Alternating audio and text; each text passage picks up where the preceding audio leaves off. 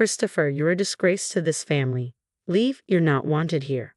Those cutting words pierced through the air, spat by my own father amidst the celebration of my brother Alex's wedding.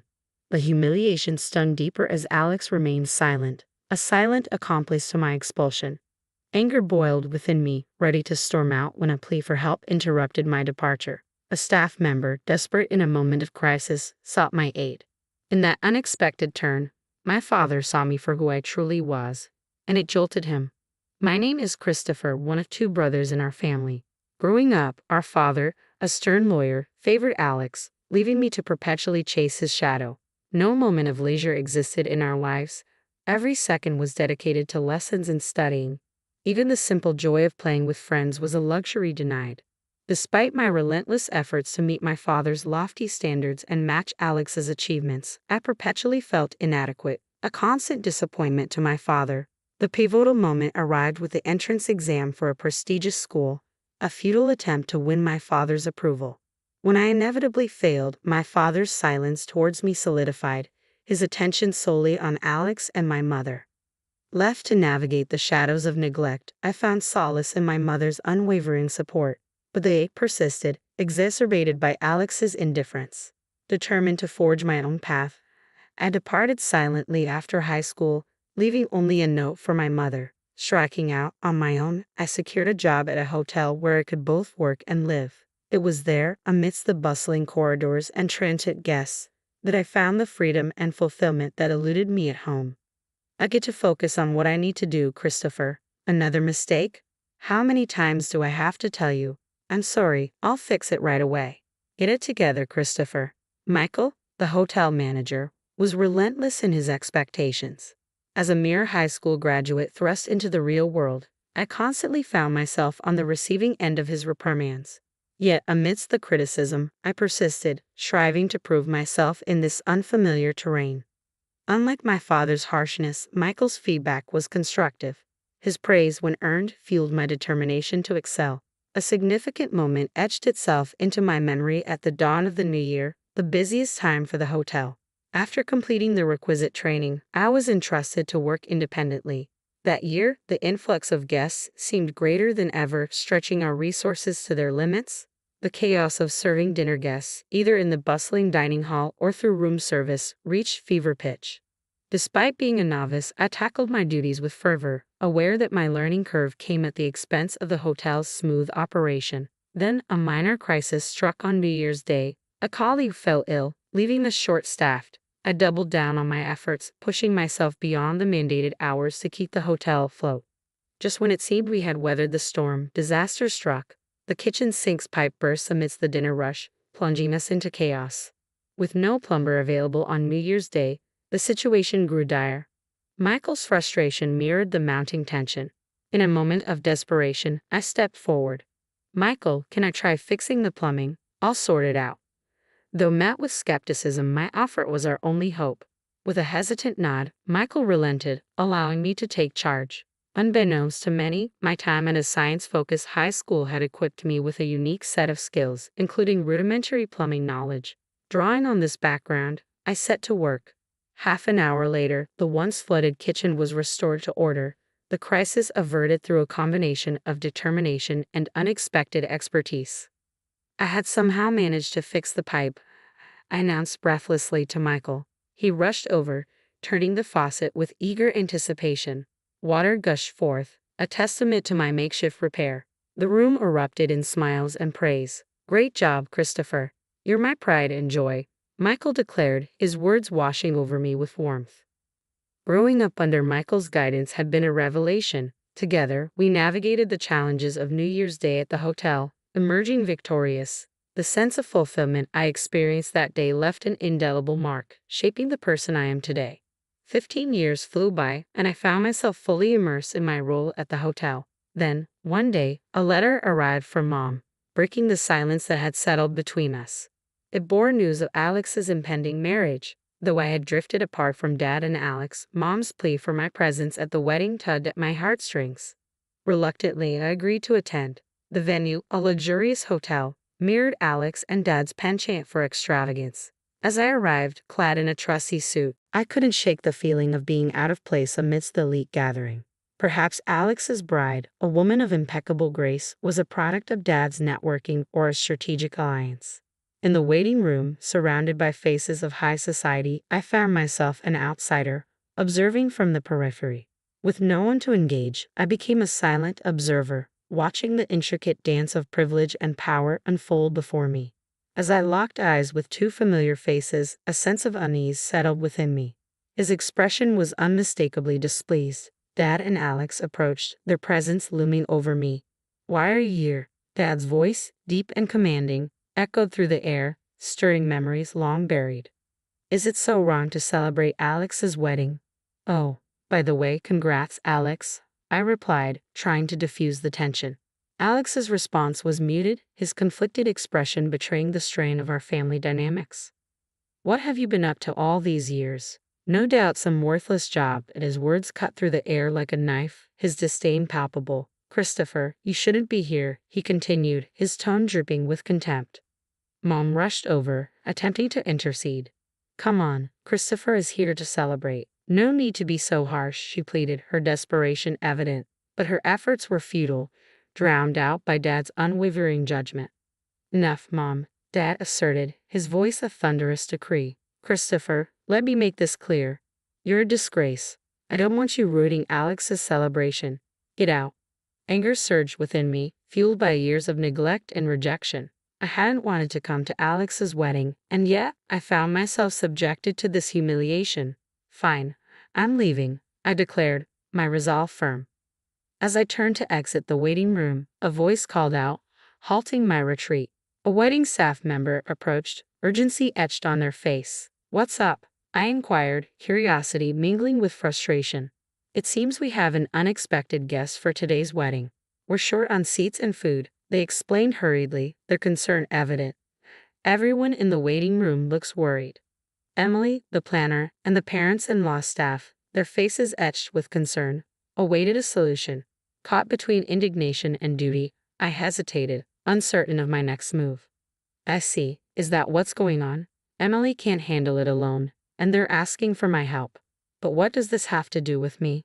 I pondered, a torrent of grievances against Dad and Alex swirling within me.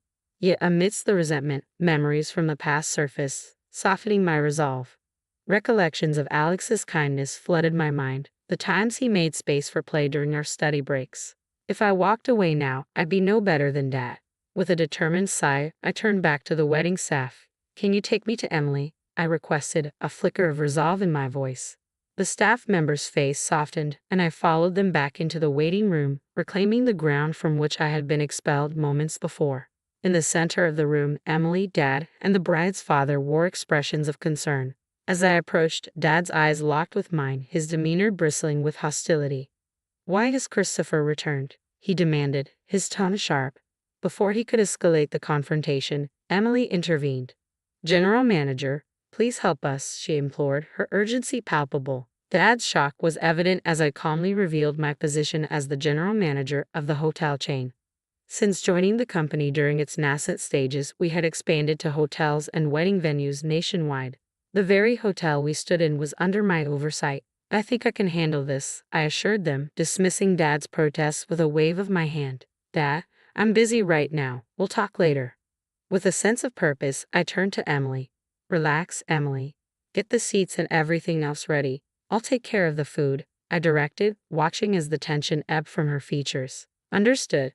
I'll leave the food to the general manager and handle the rest," she affirmed before rushing off to execute the plan. With all eyes on me, I exited the room and sought out my friend, Chef Jackson. "Hey, you in?" I called out as he emerged from the kitchen. "Christopher, what brings you here?" he inquired, his curiosity piqued. "I'm here as a guest today. My brother's wedding is happening here, but we're one meal short. Can you help?" I asked Chef Jackson, hoping for a quick fix. "Sure thing. I'll whip something up with my culinary skills," he replied confidently. "Much appreciated. I owe you dinner. Looking forward to it," I replied gratefully. After handling a few loose ends, I returned to the waiting room. The guests had already moved to the ceremony area, leaving only my parents and the bride's parents behind. As I announced the issue was resolved, relief washed over the room. "We've got an extra meal coming," I explained, seeing the tension ease from my mom's and the bride's parents' faces. My dad, however, remained conflicted, his pride evident. Christopher, thank you so much. Because of you, the celebration can go on successfully, my dad acknowledged, his gratitude genuine. It's all in a day's work as a general manager, I replied with a smile, leading the way into the ceremony hall. As the lights dimmed and the groom and bride made their entrance, I couldn't help but marvel at their radiant presence. The ceremony proceeded smoothly, and as mealtime arrived, I ensured everyone was served before finally exhaling a sigh of relief. With the ceremony concluded, I engaged in a heartfelt conversation with both families, sharing their gratitude towards me, especially from the bride's family, who thanked me profusely. These moments are why I love my job, I admitted sincerely as their expressions of gratitude warmed my heart. Christopher, thank you so much. We had the best day ever, all thanks to you, they expressed with genuine appreciation. No worries, wishing you all the happiness in the world. Thank you so much, I replied warmly before turning to face my dad and Alex. Christopher, you did wonderfully. Thank you, my mom praised, her words filled with pride.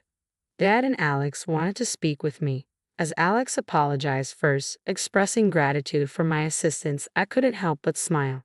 As long as I could help, Alex, it's all good, I reassured him before turning to Dad, who remained silent. With a sense of closure, I accepted their gratitude, knowing that despite our differences, we could find common ground. Just then, my cell phone buzzed, signaling more work awaiting me at the hotel in the next town over. Looks like more work, but hey, I enjoy it, so no complaints. All right, I'm off. Got work to do. You two take care. I bid farewell, ready to embrace the challenges that lay ahead. It was a realization settling in. I probably wouldn't see Alex or Dad again. With that thought lingering, I left the room without a backward glance, my steps leading me back to work. 3 days post Alex's wedding, I relished a rare day off, reclining on the sofa with a steaming cup of coffee, my moment of bliss abruptly interrupted by the doorbell's chime. Curious as to the visitor's identity, I made my way to the door, only to be met with Alex's unexpected presence. Alex, what brings you here? I inquired, surprised by his appearance. Sorry, I got your address from Mom. Wanted to talk to you, Christopher, Alex explained, his tone tentative. I welcomed him in, brushing off any concerns about the tidiness of my home. As I poured him a cup of coffee, Alex expressed gratitude, taking a slow sip. Thank you. Smells good, he remarked, attempting a smile. As we settled into conversation, Alex's demeanor shifted, his gaze unwavering as he broached the topic at hand. The next moment he apologized, I recalled, puzzled by his sudden change in tone. I'm really sorry for everything, he admitted, catching me off guard. Initially taken aback by his unexpected apology, I struggled to comprehend his motive for making the trip in person. Hey, it's all right, Alex, I reassured him, attempting to alleviate any tension. But Alex wasn't done yet. With a sense of vulnerability, he began to share his innermost thoughts and feelings. You might think I'm the older brother who can do anything, but I envy you, Christopher, he confessed, his words striking a chord. Silence enveloped the room as Alex's confession hung in the air, leaving me at a loss for words. His admission took me by surprise, shattering preconceived notions and revealing a side of him I had never seen. I had no idea you felt that way, Alex, I admitted, a twinge of guilt gnawing at me as I processed his revelation. That's just it. It's not your fault, Christopher, Alex reassured me, his weak smile betraying a depth of emotion. In that moment, a sense of understanding washed over me, bridging the gap between us. Alex, I'm sorry. I never considered that you were struggling too, I confess, my own remorse surfacing. My brother's smile, though faint, spoke volumes. That's just it. It's not your fault, Christopher, he reassured me, his words echoing in the quiet room. With a newfound sense of empathy and connection, we found the words to express what had long been left unsaid, strengthening the bond between us. I think you've been through struggles I can't even imagine. I truly admire that. But I also want you to know about me, I confessed to Alex, feeling the weight of my words as they hung in the air. Taking a deep breath, I paused, gathering my thoughts before continuing. Alex listened intently, his silence encouraging me to share more. Breaking away from our parents and becoming independent wasn't easy either. The beginning was really tough, I admitted, recognizing the parallel struggles we both faced. It's true. We both have our share of hardships, Alex acknowledged, his response genuine. It was clear that he had more to say, but I found myself at a loss for words, unsure of how to offer guidance or reassurance. Unable to conjure up wise counsel, I spoke from the heart. To be honest, I think you should do what you really want to do, Alex, without worrying about Dad, I suggested, hoping to offer him some semblance of clarity amidst his inner turmoil. As Alex absorbed my words, a sense of relief washed over him. You're right, Christopher. You've helped clear up my inner turmoil. Thank you, he expressed, gratitude evident in his tone. No, thank you, Alex, for coming over, I replied sincerely, accompanying him to the door as he departed with a promise to return for coffee. A month later, a letter arrived from Alex, detailing his decision to leave behind his career as a lawyer in pursuit of his passion for glass craftsmanship. Despite facing disapproval from Dad, Alex found solace in the support of his wife and newfound motivation in his chosen path. As I reflected on Alex's journey and our evolving family dynamics, I couldn't help but feel a sense of pride in the bond between siblings. Lost in thought, the sound of my mobile phone's alarm jolted me back to reality, signaling the start of another day on the path I had chosen, in the job I had embraced.